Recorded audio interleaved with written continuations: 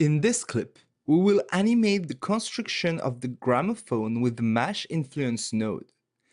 In the previous clip, we created a new mesh network including all the different parts of the gramophone. We used the mesh ID node to include all the objects listed in the mesh repro node. If you want to follow along, you can open the file m3_01.mb in the scenes directory. Now, first thing first, let's put back all these pieces together.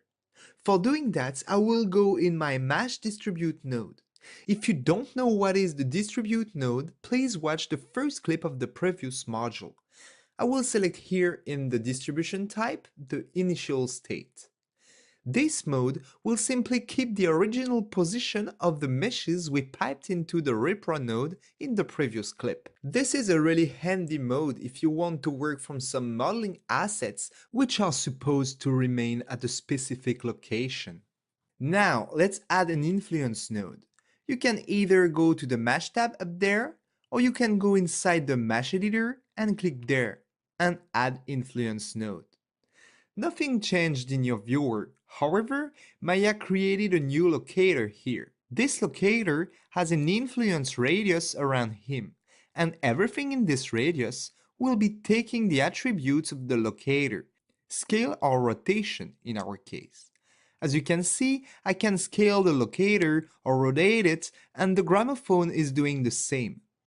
If I move my locator away, then the gramophone is not in the radius anymore, and it translates to a value of 0 in scale, so it disappears.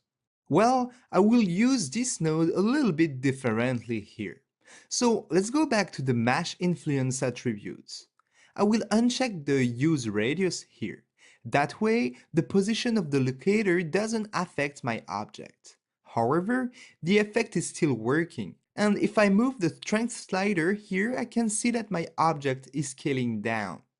Great, now if I play with that slider, I can see that my different objects are scaled a bit randomly, which is already giving me a cool deconstruction effect. But then there is even better. Here, the step strength slider allows me to animate each piece one by one.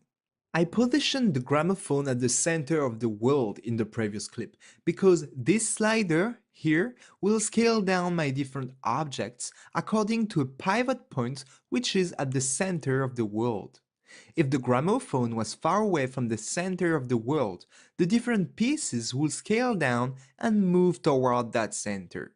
I placed the object at the center here, not really paying attention at the perfect location, but if you wanted to have a more controlled animation, you could have placed the gramophone a certain way that the origin could be somewhere else.